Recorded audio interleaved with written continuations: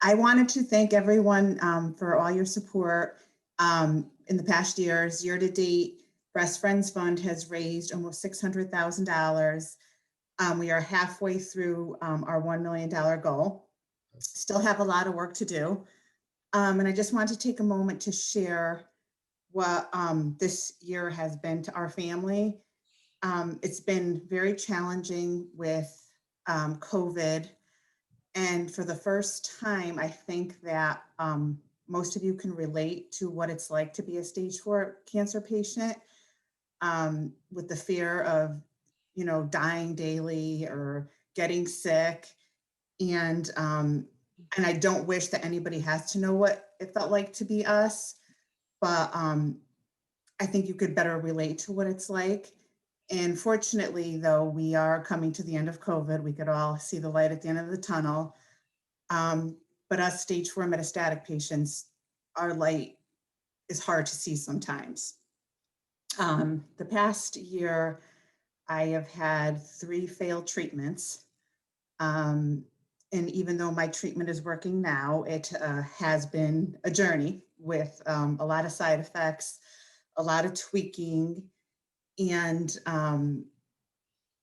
going to Dana-Farber by myself, getting my scans.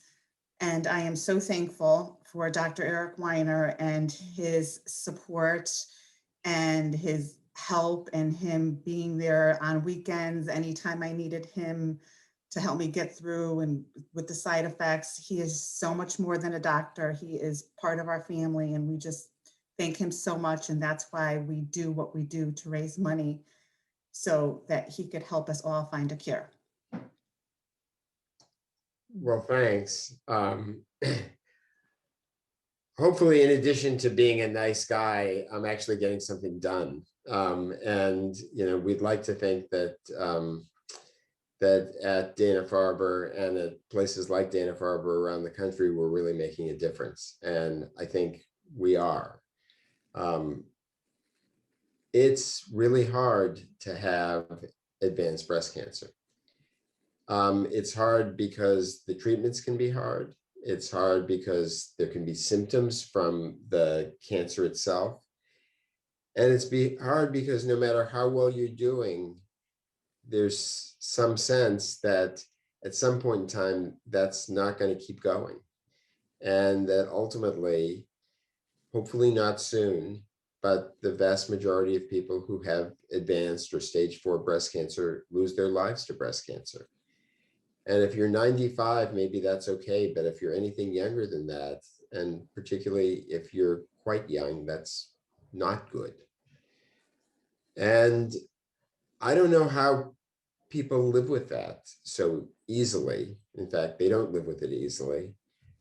What I always tell people, and I am going to talk just in a minute about some science stuff, but what I always tell people is that you can just focus on today and tomorrow and next month and the month after, and you have to be really careful not to let your head go places that will get you into trouble. And I also know that it's much easier for me to say that than it is for people to do that. But I actually think people can get better and better at it, and they do.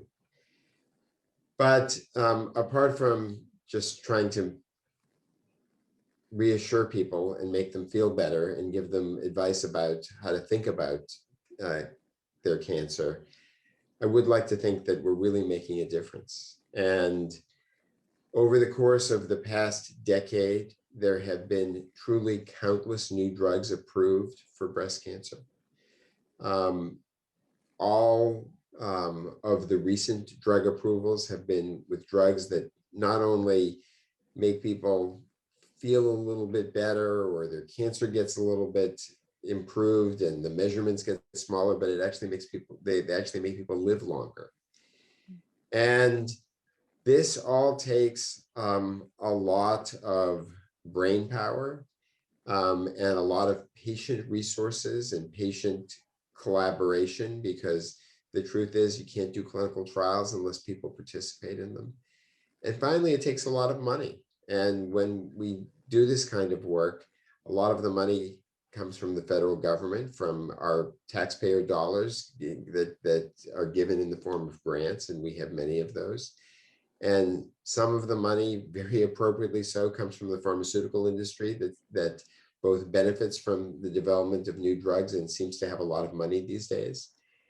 And a good part of the money comes from philanthropy, and particularly for early stage treatments.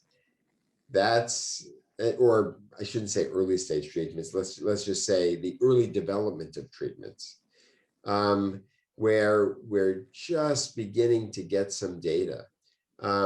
That's where we really need the help of philanthropic contributions. And Sandy, you have done just an absolutely magnificent job doing this. And I actually think, and it wouldn't matter if it were done for selfish reasons, I think you do it in a very selfless way, because I know that you recognize that the real benefits from raising these funds may not affect patients for a number of years. So, you know, it may or may not change what goes on in your life 2 years from now, 3 years from now, 5 years from now, what have you. But thankfully, we have other people who have given in the past whose contributions are now making a real difference for patients today, tomorrow, and next year. So I just want to thank everybody, and I want to say to Sandy, you are a real hero in all ways, and you're a hero. You know, I don't care whether you raise any money or not, quite honestly. That's not what matters to me. But what matters to me is that you just keep living your life. You keep doing everything that you do, raising your kids and seeing your friends and working and doing everything. And you've somehow figured out how it is that you're going to have the fullest possible life, whether that life goes on for the next 40 years or some fraction thereof. So anyway, you're amazing. And I truly mean that. Thank you. Thank you for keeping me alive. Thank you.